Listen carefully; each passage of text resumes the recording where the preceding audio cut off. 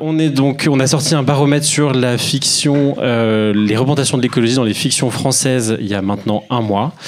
Et on va vous présenter les résultats tout de suite. On va pas traîner plus que ça. Voilà. Hop.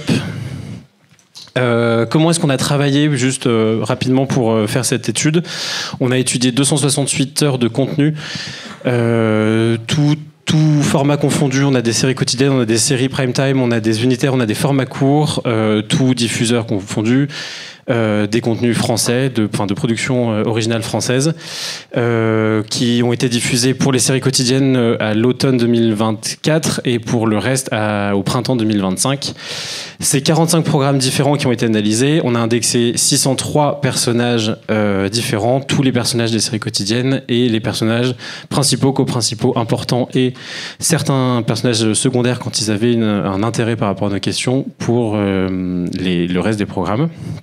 On a le soutien de l'ARCOM pour le développement de cette méthodologie. Et la manière dont on a collecté ces données, on a un partenariat avec la Cité européenne des scénaristes, qu'on remercie s'il y en a ici, où on a pu constituer un panel grâce à leur réseau d'alumni.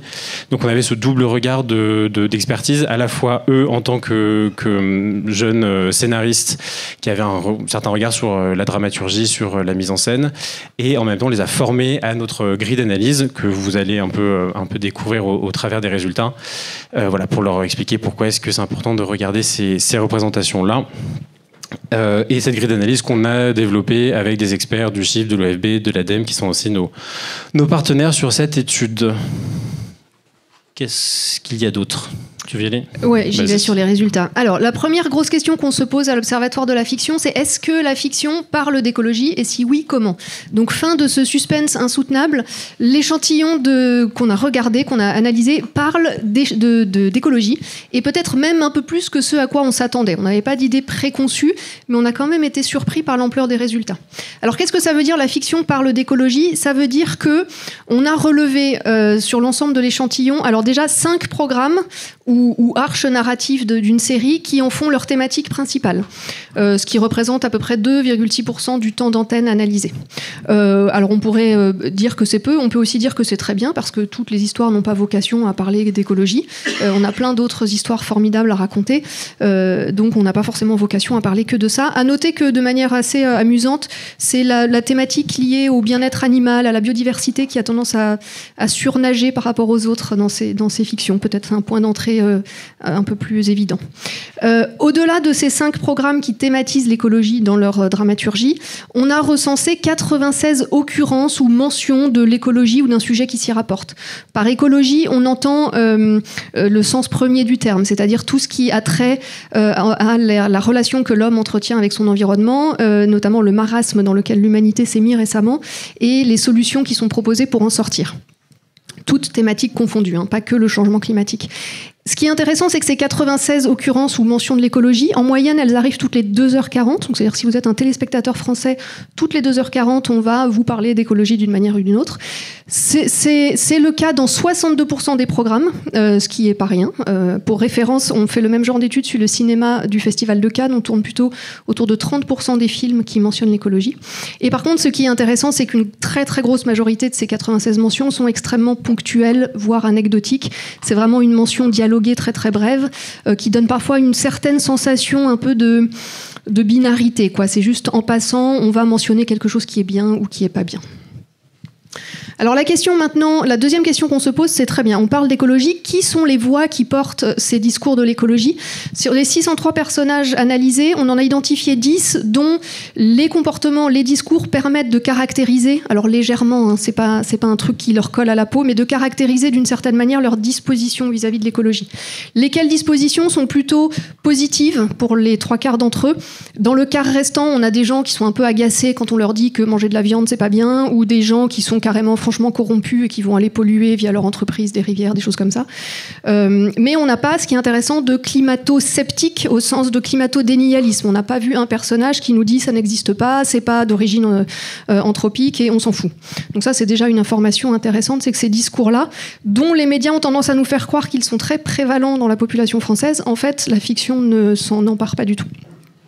Et j'ai déjà mentionné que souvent ces petites mentions sont assez binaires. Alors j'aime pas dire superficielles parce que c'est pas forcément le cas, mais on a un peu l'impression parfois qu'on nous fait un catalogue des comportements qui sont bien et des comportements qui sont moins bien. Alors, ce qui est intéressant, avant d'attaquer la deuxième partie de notre étude, non, tu peux passer, c'est que ces données-là, elles sont intéressantes quand on les met en regard des données que l'on a sur la société française. Il y a deux sources qui sont pour nous importantes. C'est d'abord les baromètres que fait l'ADEME tous les ans sur les représentations sociales du changement climatique, qui montrent que année après année, la thématique, le changement climatique reste une des préoccupations fondamentales des Français. Alors, c'est pas la seule, hein, elle partage le palmarès avec des sujets comme l'immigration ou le pouvoir d'achat. N'empêche que le changement climatique, les Français l'ont à cœur. Et puis, on s'appuie aussi beaucoup sur les travaux de Parlons Climat, cette association qui fait un travail vraiment essentiel pour un peu démystifier l'image que l'écologie nous renvoie, que les médias nous renvoient de l'écologie dans la société française. Et eux, ils montrent aussi que quand on interroge les Français, 8 Français sur 10 se disent inquiets du changement climatique, 9 Français sur 10 estiment que le changement climatique est une réalité. Donc, quelque part, le fait que la fiction, et notamment cette typologie de fiction télévisuelle qui est très particulière parce qu'elle a vraiment vocation à se faire le miroir de la société et à rencontrer les gens le soir quand ils rentrent du travail, etc. Cette fiction a bien compris que le sujet était très prégnant dans la société française et que c'était absurde d'essayer de l'éviter à tout prix si on veut se faire un miroir pertinent de la réalité. Alors un mot sur le slide suivant qui va faire une transition habile avec la deuxième partie.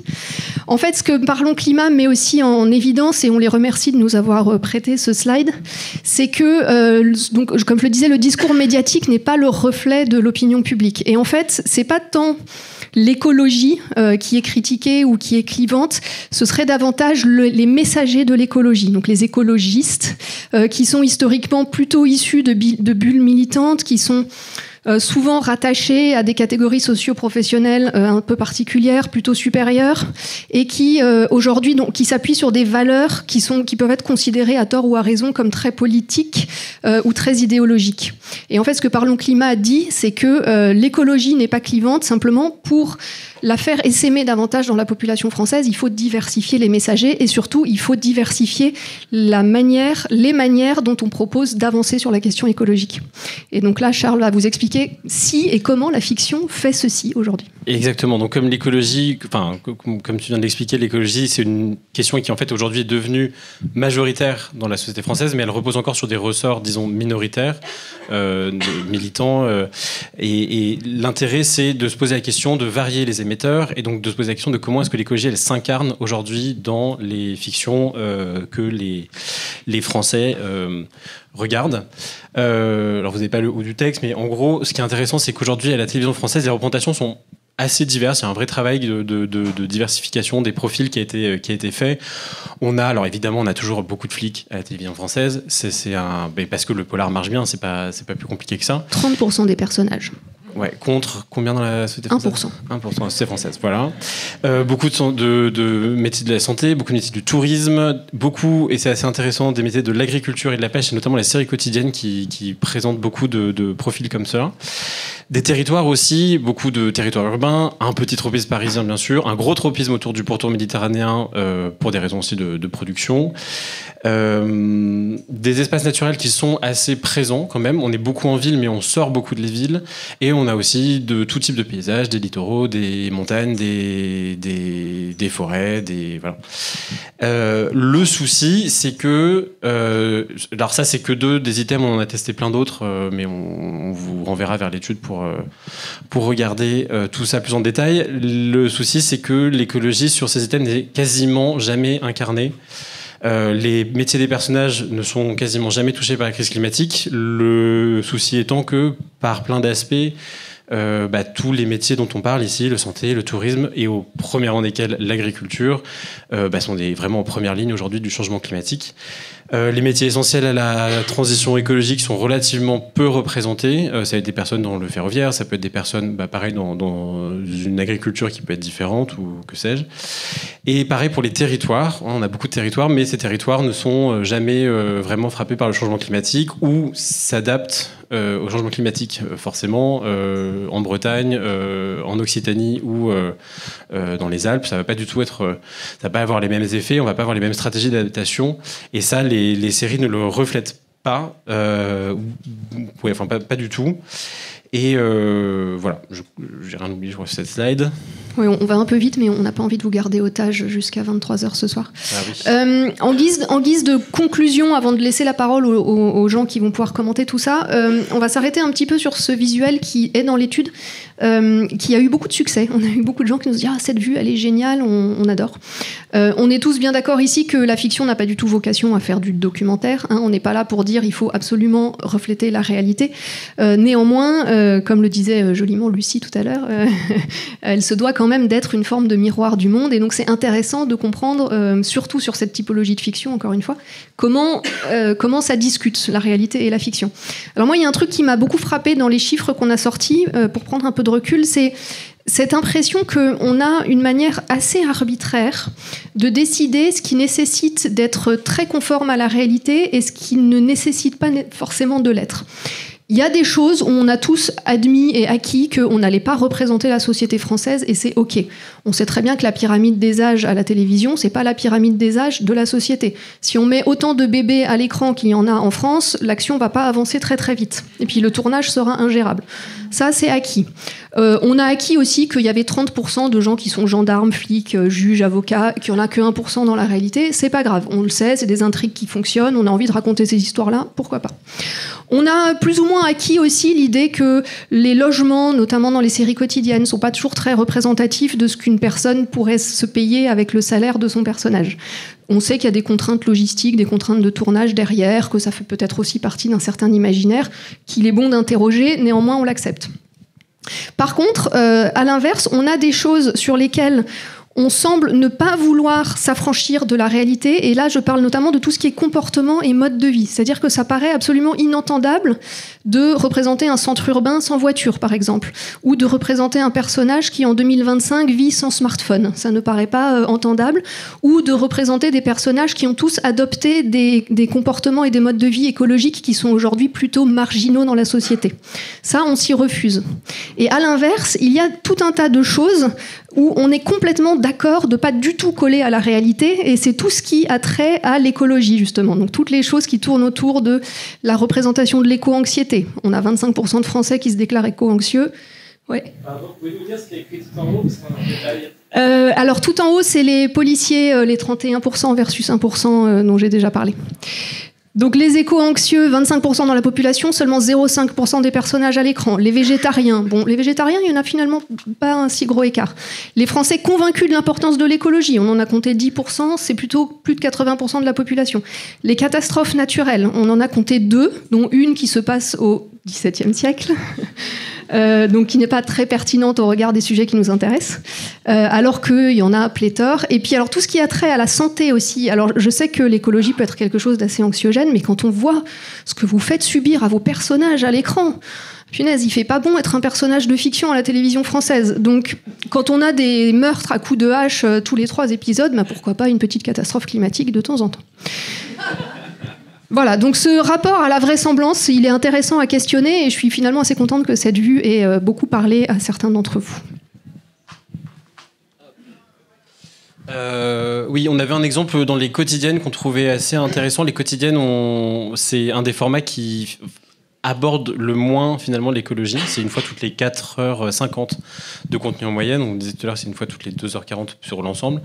Mais les quotidiennes, elles ont la possibilité aussi, parce que c'est des formats récurrents, et vous en parlerez peut-être juste après, mais de pouvoir aussi créer des personnages qui sont intéressants, de s'ancrer dans un territoire. Et il y a notamment ici Tout commence, qui a 2 personnages, notamment Angèle, qui est une maraîchère bio et locale, qui a un personnage assez fort et assez identifiable. Pareil pour Olivia Listrac, qui est une chef, une professeure à l'école, ça se passe dans une école de cuisine, pour ceux qui ne connaissent pas la série, qui est végane et qui enseigne ça à ses étudiants. Il y a aussi voilà, des décors récurrents de fermes, de potagers, et aussi des composts. Il y a un enjeu de cuisine de saison qui est très souvent mis en scène dans la série, et de zéro déchet, etc. Enfin, voilà, c'est quelque chose où, en fait, dans cette série, on aborde assez peu l'écologie de manière frontale, mais en fait, on la met en scène de manière beaucoup plus, j'ai envie de dire insidieuse, mais ferait un mot un peu plus positif. Incarné, voilà, exactement. Voilà, écoutez, merci de nous avoir suivis d'en haut, en bas. Voilà, vous voyez pas complètement notre adresse, mais c'est www.observatoire-fiction.com. Et on est là après, donc si vous voulez nous en parler. Et sinon, vous pouvez nous envoyer un mail à cette adresse. Merci à tous.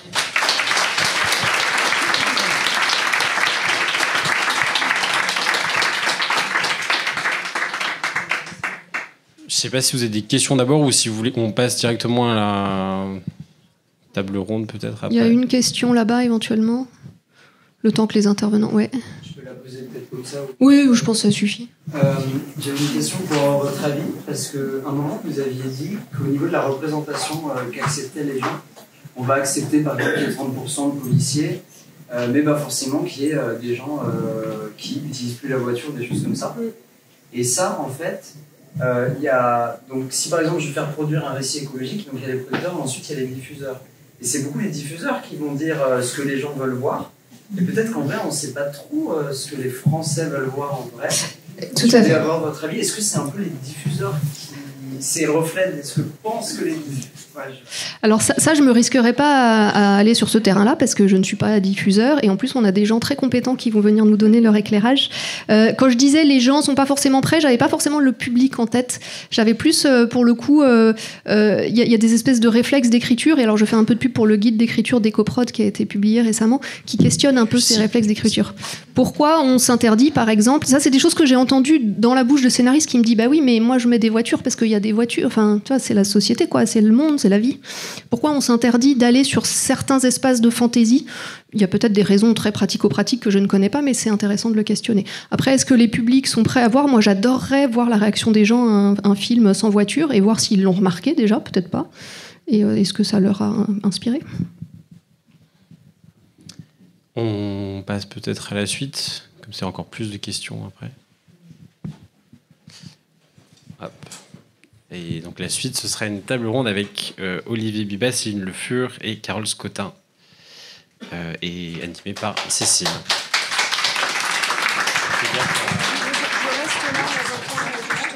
Moi, je reste là. C'est pas que j'ai des choses intéressantes à dire, mais si jamais il y a des points de l'étude à éclaircir, je me mets en retrait.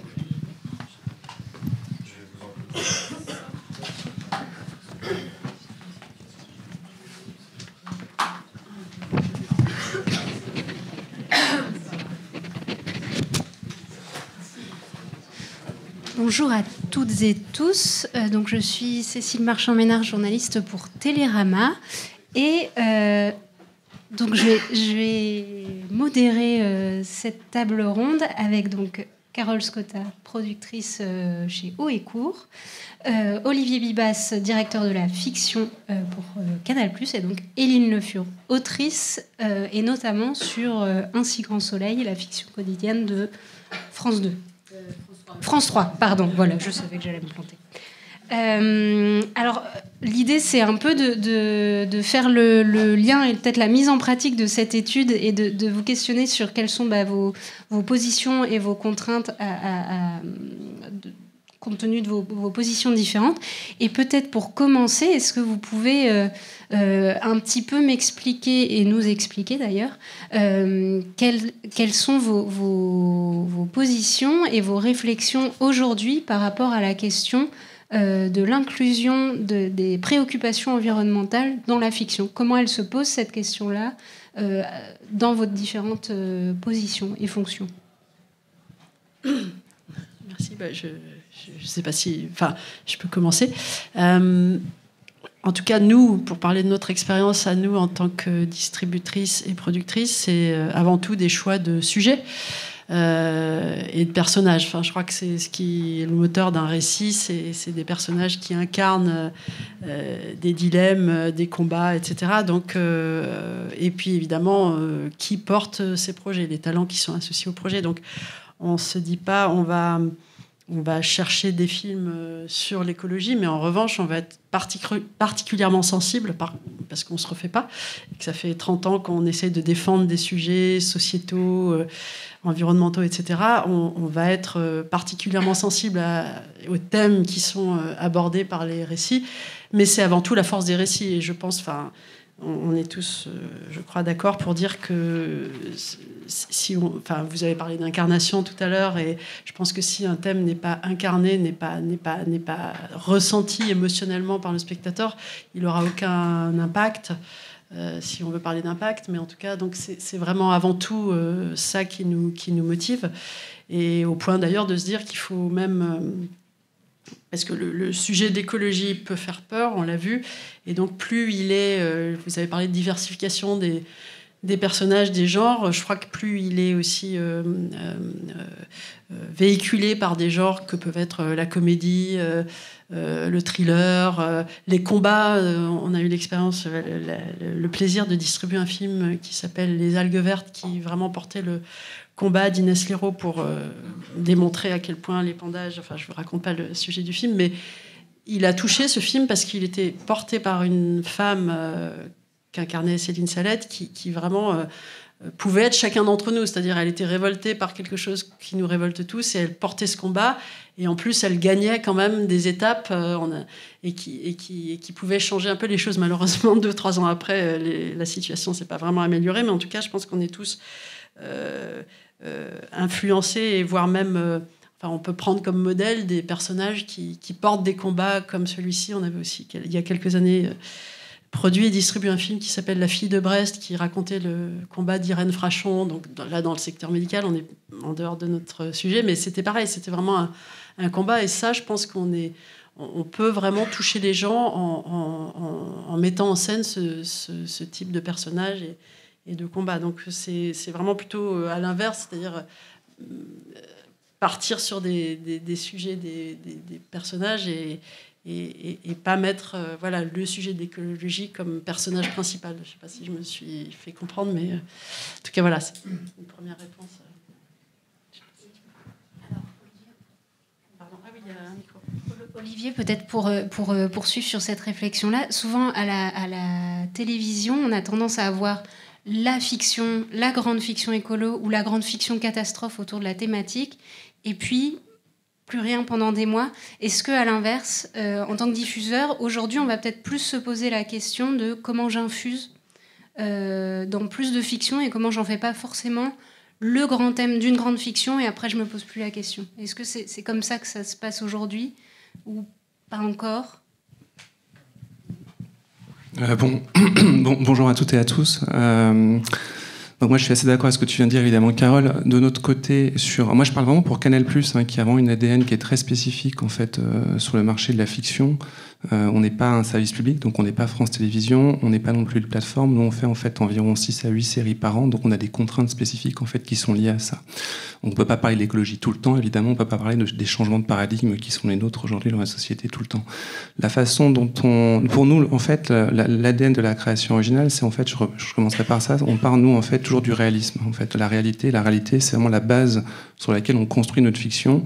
Et ça a toujours été un marqueur très fort pour nous. Toutes les séries, vous connaissez la création originale qui vont du Bureau des légendes à Hippocrate. En fait, c'est effectivement, on prend l'hôpital, voilà, c'est une situation réaliste de l'hôpital, ou une situation réaliste de la DGSE, ou une situation réaliste de BRI, par exemple, d'une brigade policière, sur laquelle, en fait, on se documente, on prend le réel tel qu'il est, et sur lequel on va poser une couche de fiction qui est, en fait, les personnages, comme tu disais tout à l'heure, et puis une histoire. Donc ce rapport au réel, il est important pour nous, et en fait, évidemment, quand on parle du réel, et donc on fait un miroir en fait du réel, l'écologie, elle est fondamentale évidemment à traiter, parce que c'est un changement de paradigme gigantesque aujourd'hui, et on doit pouvoir la traiter. La façon de le faire, elle est diverse, elle est éparse, si tu veux. On peut la faire par des personnages spécifiquement par rapport à une série, ou on peut la prendre en grande thématique, comme on l'a fait d'ailleurs à plusieurs reprises, et comme je pense on le fera encore d'ailleurs dans plusieurs séries à venir. Mais c'est un sujet effectivement qui pour nous préoccupe, parce que en fait aujourd'hui, en tant que miroir du monde, enfin en tout cas de la France ou de l'époque aujourd'hui, c'est des sujets qu'on se doit en fait de traiter nous, si tu veux, et on va les traiter à plus ou moins grande échelle. On le fait à grande échelle quand on a fait une série qui n'est pas une série française, mais qu'on a commandé nous et qu'on a financé, qui est la série de Thomas Winterberg, par exemple, qui s'appelle Families Like Ours, qui est une série qui est danoise, en fait, que nous on a financé parce qu'on trouvait que c'était d'une part le fait de travailler avec Thomas Winterberg, qui est le cinéaste qui a fait Drunk, en fait, qui est un immense cinéaste en fait européen, et avec qui on aime bien travailler parce que c'est des talents importants en Europe, mais on n'aurait pas fait cette série s'il n'y avait pas une thématique en fait qui était celle en fait du changement climatique qui anime vraiment la série, puisque la série prend comme présupposé le fait que les eaux vont monter en fait au Danemark et le pays va être en fait noyé. Donc là se retrouve là-dedans quelque chose d'ailleurs qui n'est pas fondamentalement spectaculaire ou anxiogène, c'est quelque chose en fait tout d'un coup vous êtes à hauteur de personnage sur une famille qui va se retrouver complètement séparée en fait par le fait qu'elle doit migrer, elle doit partir, et vous retrouvez vous parce que évidemment le rapport de réel est très fort entre vous, enfin entre un Danois et un Français aujourd'hui. À la question c'est qu'est-ce que c'est que d'être un réfugié climatique, et donc et si nous étions réfugiés climatiques par exemple. Voilà, donc ça c'est un exemple de ce qu'on a fait sur le fait de vouloir être très très direct en fait, très frontal en fait dans le traitement d'un sujet comme l'écologie. On l'a fait aussi dans d'autres sujets. On avait fait l'effondrement il y a quelques années, il y a 5 ans en fait aussi, qui était je pense une des premières fictions à aller directement sur cette thématique-là. Et on l'a fait aussi à travers une série qui s'appelle D'argent et de sang, qui est une série de Xavier Giannoli en fait, qui a aussi à travers quelque chose qui est autour de l'arnaque à la taxe carbone, donc qui est fondamentalement un truc fiscal, on va dire, sur une arnaque spécifique, traite quand même des grands sujets du monde, et fondamentalement du fait que la planète brûle, et qu'est-ce qu'on fait quand la planète brûle, qu'est-ce qu'on fait quand le monde devient uniquement financier, voilà, comment réagit-on par rapport à ça, et que font les personnages en question. Donc voilà, ces récits-là, ils irriguent fondamentalement notre fiction. Quant après à dire qu'il faut des personnages qui sont plus ou moins écolos, j'ai envie de dire oui. La question c'est quelle est la force du personnage, quel est son arche, qu'est-ce qu'on raconte en fait avec ce personnage. Pour nous, ça peut être une caractérisation, mais c'est non suffisant en tant que tel aujourd'hui pour porter une fiction. Pardon. Je croyais que j'avais mon micro, mais non. Nous, pardon, bonjour à tout le monde. J'ai envie de faire un peu la même réponse. Nous, je travaille donc pour une série quotidienne qui passe sur France 3 depuis 8 ans, et on a aussi cette responsabilité, enfin, en tout cas cette mission de parler du réel à notre façon, évidemment avec d'autres choses à l'intérieur, mais nous on est tenus de parler de la société. La société, si elle est impactée par des questions climatiques, on en parle, et on le fait d'ailleurs nous depuis le début, dès la première saison, on avait un lac pollué, ensuite on a eu des animalistes, ensuite on a eu des chasseurs, des produits, des pesticides cancérigènes. Donc nous c'est quelque chose qui a été là dès le départ, et parce qu'on se dit en tant que scénariste qu'on a... ça fait partie aussi d'une intention de la série. En fait, on est parti, quand on a créé cette série, avec cette intention-là de mettre la nature quand même au premier plan. On a d'ailleurs récemment commandé un audit sur comment la question était traitée dans notre série, ce qui a donné plein d'idées, enfin qui nous a pointé pas mal de faiblesses encore. Et suite à ça, on a fait de nouveaux aménagements. On a notamment créé un pôle à la campagne pour montrer davantage l'agriculture et les zones rurales. Et donc c'est maintenant des personnages, le peuple, ce pôle, ont plusieurs aventures dedans. C'est générateur de beaucoup d'histoires. Et donc voilà, donc ce truc est actif et nous permet de parler régulièrement parce que eux sont confrontés de plein fouet, évidemment, parce qu'il y en a qui sont agriculteurs. On a en ce moment, si jamais vous voulez y jeter un œil, une arche sur la sécheresse. Donc c'est une arche où des gens sont confrontés au stress hydrique, et on met en scène un personnage d'agriculteur qui n'a plus d'eau. Et là, toute la question qui se pose, c'est qu'est-ce qu'on fait dans l'immédiat et aussi à plus long terme? Est-ce que on se bat pour garder l'agriculture en Occitanie telle qu'elle est, ou est-ce que on change, on s'adapte, on change les cultures pour qu'elles soient moins gourmandes en eau? Et ce débat-là a lieu entre nos personnages. Et bon, à la fin, il y a quand même un gros méchant qui avait bétonné une source, mais du coup, c'est ça nous a permis de parler de plein de choses. L'avantage qu'on a, nous, c'est que quand on raconte des histoires, déjà, on en raconte plusieurs en même temps, donc les gens peuvent souffler entre quelque chose d'un peu dur et quelque chose de plus simple. Et puis là, cette histoire de sécheresse, elle est au milieu d'une grosse histoire d'amour assez déchirante. Donc on fait passer parfois le message un peu en contrebande. Et c'est souvent ce qu'on fait dans les quotidiens, parce qu'on ne doit pas oublier qu'on doit aussi aider les gens Enfin, on est aussi là pour détendre les gens quand même un petit peu, quoi.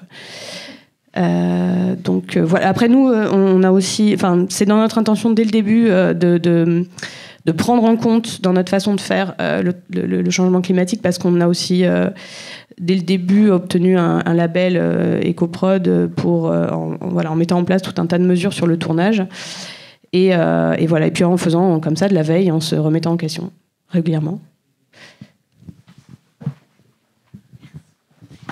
Et alors, je rebondis un petit peu sur la dernière slide que vous nous avez montrée, sur la question de quand une fiction ne parle pas frontalement forcément d'écologie, la représentation des modes de vie des personnages. Est-ce que ça, c'est des questions que vous vous posez? Comment vivent mes personnages? Comment ils se déplacent? Comment ils mangent? Comment ils... comment est-ce qu'ils sont alors peut-être l'éco-anxiété c'est un peu différent, mais les modes de vie purement des personnages dans les fictions qui ne sont pas frontalement sensées ou qui parlent pas frontalement d'écologie, est-ce que ça c'est une question qui se pose et comment est-ce qu'elle se pose?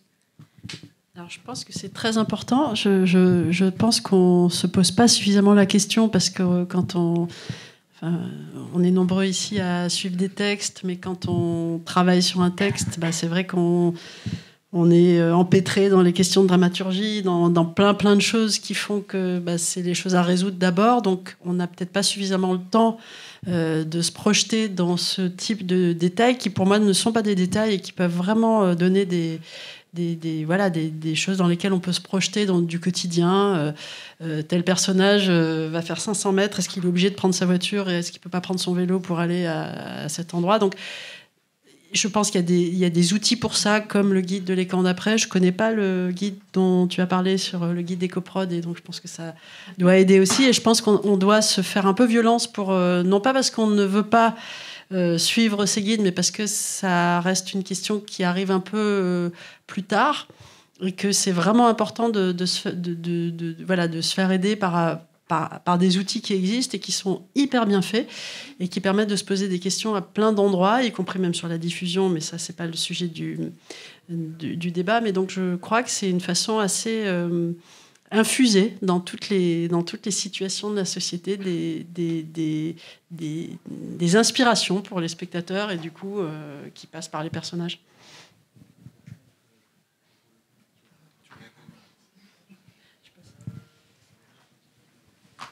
Oui, non, évidemment, je suis d'accord avec ce que tu viens de dire. Évidemment, en premier lieu, nous, ce qu'on regarde, c'est la dramaturgie, c'est les personnages, quoi. Évidemment, sur une série, c'est le plus important. Après, de notre côté, on est peut-être sans doute un peu plus vigilant qu'auparavant sur la façon de regarder en fait les actions en fait de nos personnages. On a suivi une petite formation récemment, tu vois, de faire relire entre guillemets nos scripts par des gens qui sont justement dans cette fibre-là, de façon à pouvoir changer. Ce que tu dis, oui, quand il y a 500 mètres, ne pas prendre la voiture, quand il y a une bouteille d'eau en plastique, prendre une gourde, voilà, bon, c'est ce genre de choses, tu vois, bon, qui sont du micro fondamentalement sur le truc, mais c'est des choses auxquelles on était peut-être un peu moins vigilant auparavant, sur lesquelles on devient un petit peu plus vigilant aujourd'hui, voilà, de notre côté là-dessus. Mais je pense, bon, ça c'est du micro. Je pense qu'après, le plus important pour nous, ça reste quand même fondamentalement, enfin, on va dire, c'est bien d'éduquer, d'avoir des bonnes pratiques entre guillemets, tu vois, par rapport au comportement écologique. Après, le plus important reste quand même pour nous, en fait, fondamentalement, ce qui va animer un personnage et une dramaturgie. Oui, j'aime bien celui-là. Je suis également d'accord avec ça. C'est la même préoccupation pour nous. C'est les mêmes attentions qu'on n'avait pas forcément tout le temps et qu'on s'efforce d'avoir maintenant. Après, notre chance, que nous, on voit les personnages évoluer sur le long terme, et donc on peut se rendre compte des erreurs qu'on fait dans les caractérisations.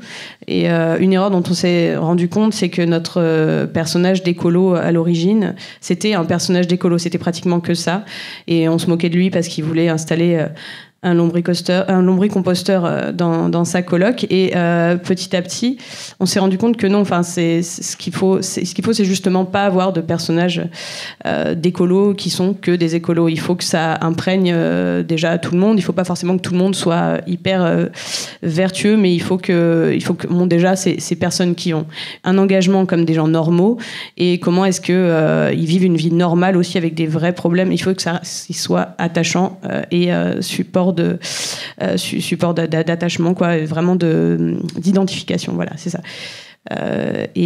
Donc voilà, c'est notre atout à nous. Peut-être, vous êtes quand même très très d'accord, peut-être pour... oui, c'est peut-être bon signe. Question peut-être un peu plus... autour des problématiques qui peuvent que vous pouvez rencontrer. Quelles sont aujourd'hui les contraintes à vos différentes échelles qui peuvent vous empêcher ou peut-être vous freiner quand on veut aborder ces thématiques, se questionner sur ces thématiques. Est-ce qu'aujourd'hui, il y a tout à l'heure, on parlait peut-être de frilosité quand on est diffuseur à montrer des récits qui peuvent être anxiogènes. Parfois, on a peur de la pédagogie. Parfois, on a peur d'être donneur de leçons. Est-ce qu'il y a des freins comme ça qui existent à vos échelles? Et quels sont-ils? Peut-être Olivier. Il y a évidemment plusieurs freins, pas forcément ceux que tu mentionnes.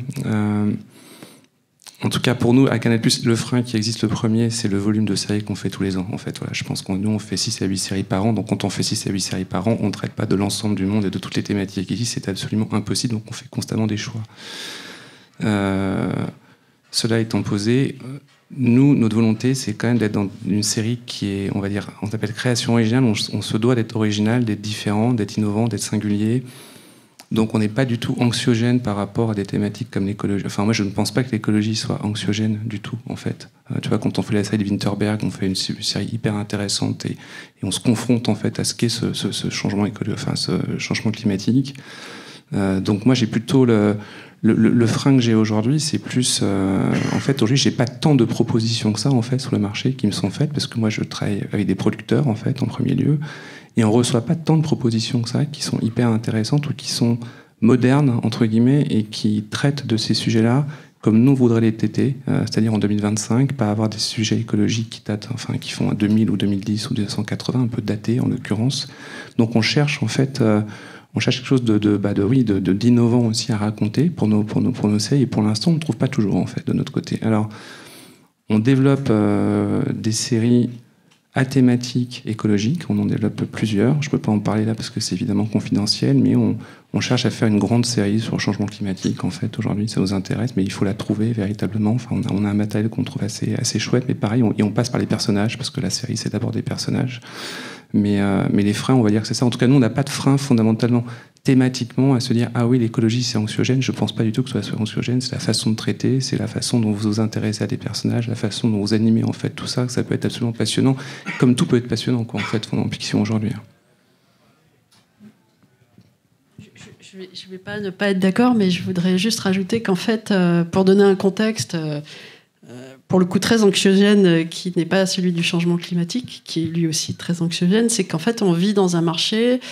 Si je parle du cinéma où on se reposait sur 200 millions d'entrées, je pense qu'il va falloir s'habituer à ce qu'on en fasse plutôt que 170.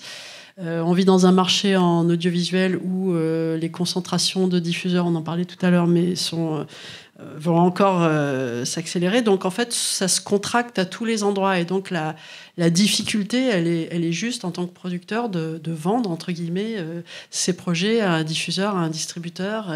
Et pour les distributeurs que nous sommes aussi, c'est de se dire...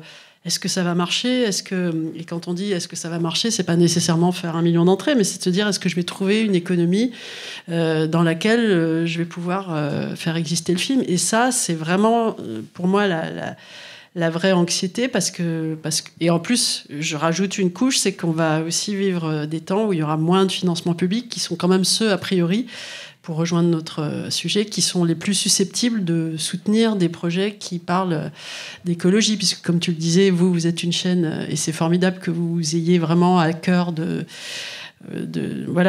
créer des séries qui parlent d'écologie, mais c'est encore plus une question de service public. Et tu soulignais que vous ne l'étiez pas, mais donc voilà, si on retire 50 millions dans les programmes de France Télé, par exemple, ça ne va pas aider à aller dans cette direction. Donc je pense que l'anxiété à laquelle il ne faut pas, qu'en tant que créateur de contenu au sens large, à laquelle il ne faut pas céder, c'est de se dire, oh là là, l'écologie, c'est un truc que les gens ne veulent pas voir, donc on va se mettre encore plus de barrières parce qu'on a peur du marché qui nous attend. Et donc, je pense qu'il faut essayer vraiment d'aller sur des récits, et ça fait très plaisir d'entendre Olivier dire, et on le sait, on voit les séries que diffuse Canal sont des séries originales. Il faut aller dans l'originalité, il faut aller dans la singularité. Ça doit passer évidemment par les sujets qui nous concernent tous, mais moi je crois vraiment au fait qu'on peut pas prédire vraiment ce qui va marcher. Il faut par contre y aller à fond, quoi, mettre les curseurs vraiment et ne pas se censurer. Je sais pas si vous avez vu Sirat, mais qui aurait pu penser que Sirat allait faire près de 700 000 entrées? C'est un film extrêmement puissant, qui d'ailleurs en sous-texte parle évidemment d'écologie, et il touche parce qu'il est radical. Et pourtant, si on le pitch très simplement, c'est un père qui cherche sa fille. Donc, c'est pas relié au sujet qui nous réunissent ici. Mais donc, je pense que c'est aller vers des récits qui sont originaux, singuliers, ne pas avoir peur.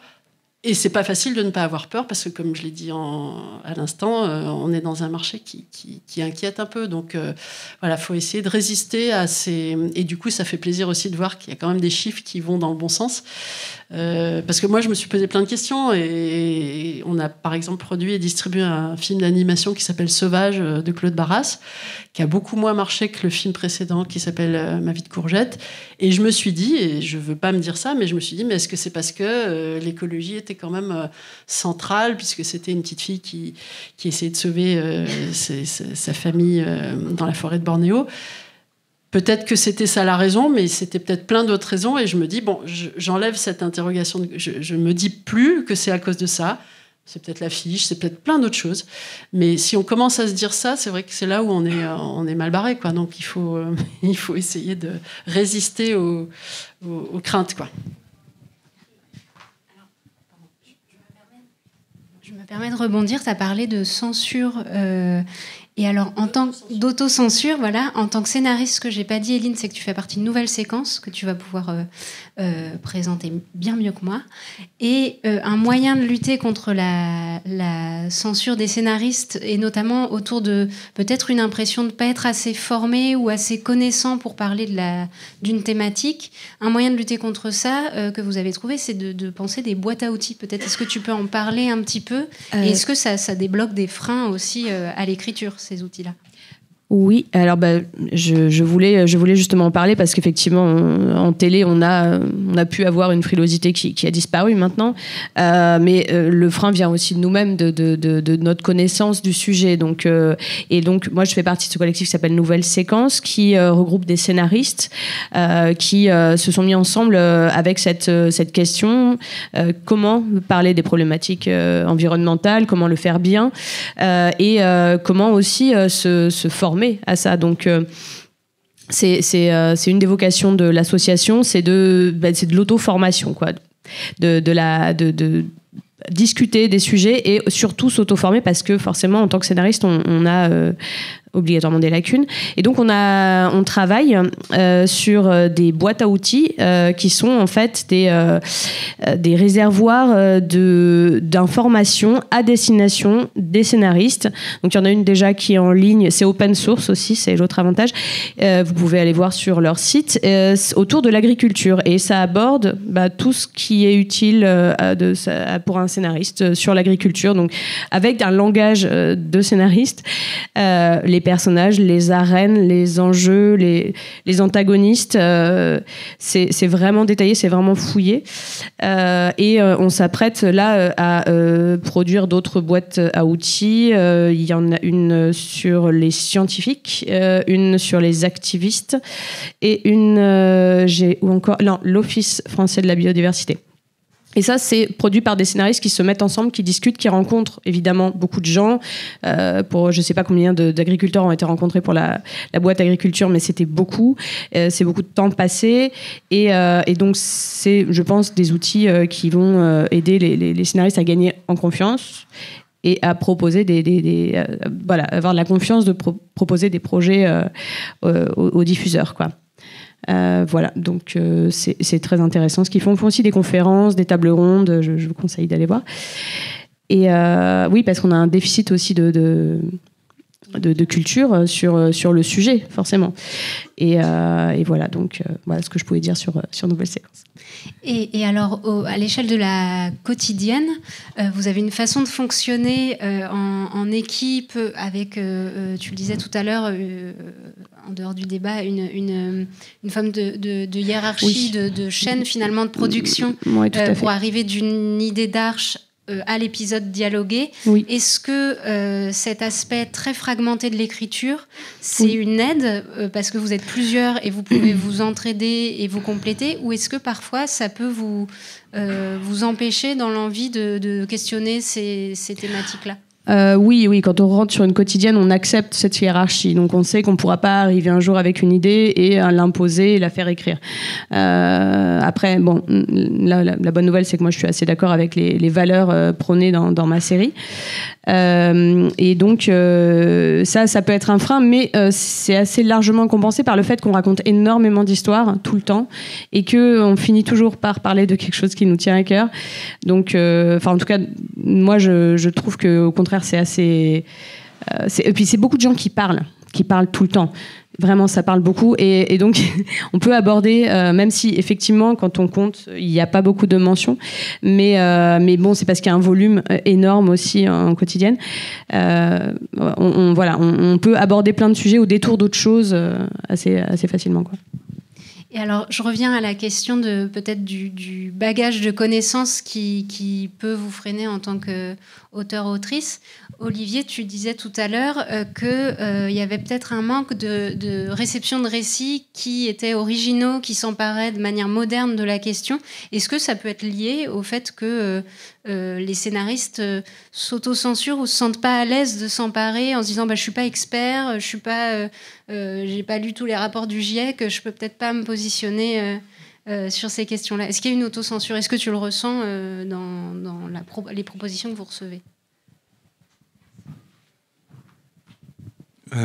C'est hyper compliqué pour moi de répondre à cette question de savoir s'il y a une autocensure ou pas. En tout cas, je pense que n'importe quel auteur qui travaille, en tout cas pour de la fiction, en fait, aujourd'hui, il commence par une phase qui s'appelle de la documentation. Donc, s'il veut faire une série sur l'écologie, il va forcément lire les rapports du GIEC, ou il va commencer par quelque chose. Il va en tout cas poser un réel, documenter entre guillemets, pour pouvoir après travailler une offre de fiction, en tout cas une proposition de fiction. C'est vrai qu'aujourd'hui, en tout cas, nous on reçoit assez peu de propositions, enfin dans une telle bascule du monde en fait, qui est en train de s'opérer aujourd'hui, qui est absolument réelle. C'est pas la seule. Il y a plein de bascules en fait aujourd'hui dans le monde. Finalement, nous on reçoit assez peu de projets liés à cette bascule en fait. Voilà. Et je trouve que l'écologie est une des grandes bascules. Et aujourd'hui, je ne reçois finalement assez peu de choses où je vais recevoir des projets très très très frontaux en fait, fondamentalement, avec des terroristes qui vont poser des bombes en fait parce que c'est ça en fait, aller contre faire être écologique. Ce qui pour nous, pourquoi pas en fait, on peut avoir des personnages de terroristes qui posent des bombes dans la mesure où après encore une fois chez nous on va chercher quelque chose qui va être dans le gris. Nous on est toujours en fait dans une sorte de nuance en fait, dans ce qu'on va chercher. On cherche de la complexité dans les personnages, on cherche de la complexité dans les intrigues. Donc en fait il faut toujours qu'on ait ce qu'on est nous humains, c'est-à-dire des zones de gris en fait permanentes sur le fait de comprendre pourquoi quelqu'un fait ça et pas autre chose. Et on n'est pas vraiment noir et blanc quoi, en tout cas voilà. Donc ça c'est vrai que c'est quelque chose où de notre côté on trouve pas toujours chaussure à notre pied pour parler différemment. Et c'est vrai qu'il y a, je pense aujourd'hui sans doute de la part des auteurs peut-être une volonté, enfin nous en tout cas on pousse plutôt à dire envoyez-nous des trucs hyper originaux parce que c'est là-dessus que nous on fait notre différence en fait. Aujourd'hui nous encore une fois en faisant 6 ou 8 séries par an dans un environnement où Netflix fait 160 séries par an, où il y a 500 séries tous les ans. Nous il faut qu'on existe en fait en soyant différents en fait et singuliers.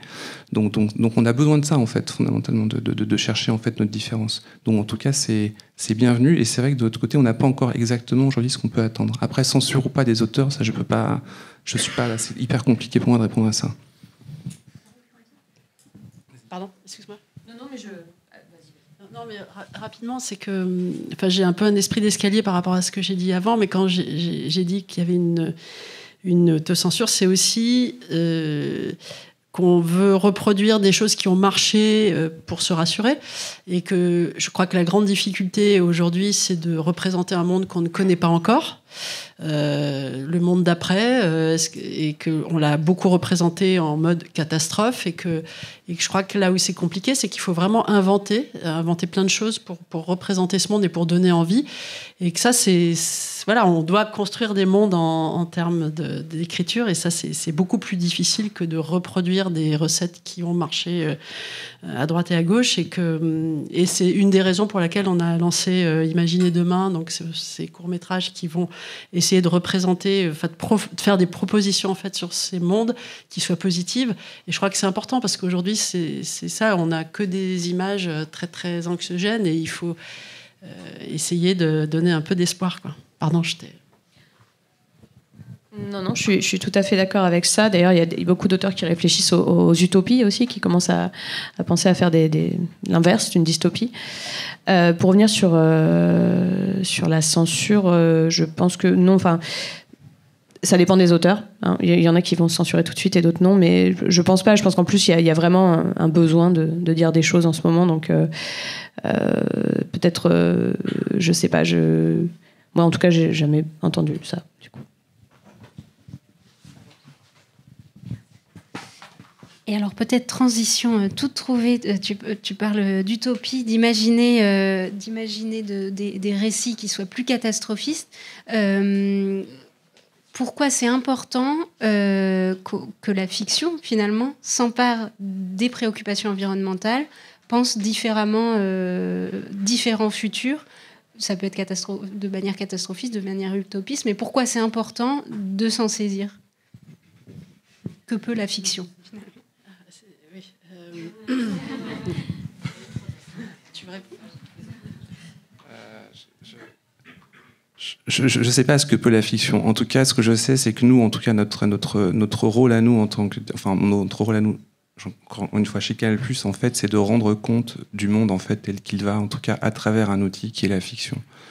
On est responsable, nous, des images qu'on diffuse, en fait. Enfin, moi, je suis responsable des images que je montre, en fait, aux gens, et c'est vrai que c'est important pour nous de montrer le monde, d'être un miroir du monde, en fait, qui est juste, en fait, en tout cas tel que nous, on considère que le mot juste, si tu veux, mais c'est pour ça que je pense que c'est, oui, effectivement, montrer, entre guillemets, la façon dont le monde bascule. Pour moi, c'est important, en tout cas, aujourd'hui. Voilà, il bascule avec l'écologie, il bascule avec plein d'autres endroits. Je pense aussi que ces bascules-là, et donc la bascule écologique, sont des formidables outils de fiction et de création de personnages, voilà, aussi, parce qu'on se retrouve dans des moments où on peut créer des personnages avec qui sont... Nous, on cherche toujours le conflit, en fait, au sein de gens, en fait. C'est-à-dire, est-ce qu'ils vont aller à gauche, quel choix ils font, véritablement, dans une situation qui est difficile ou dangereuse.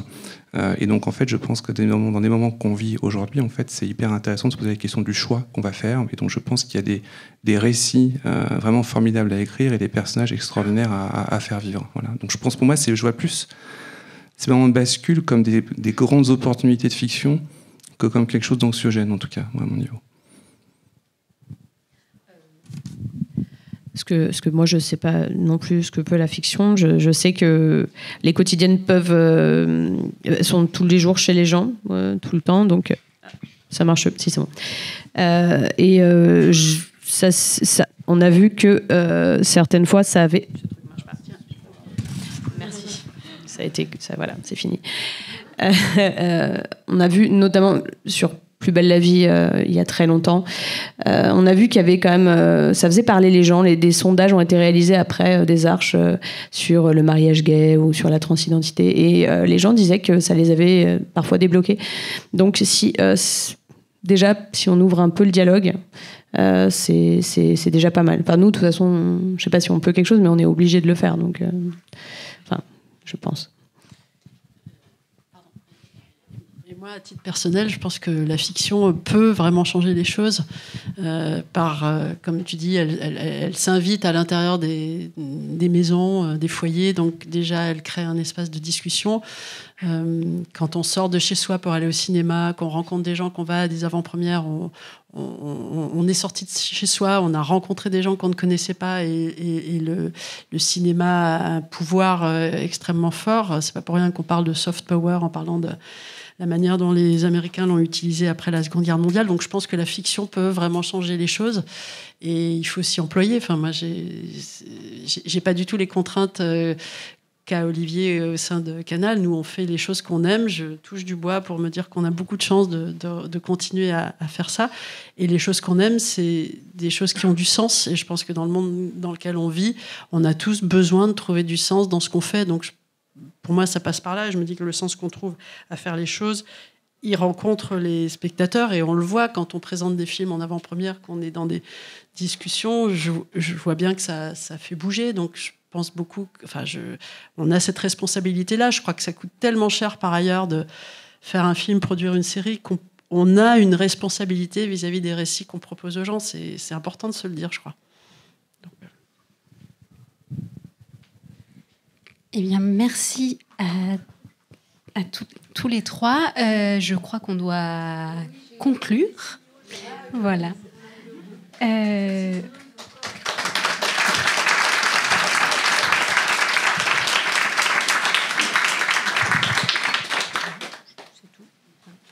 Merci à toutes et tous.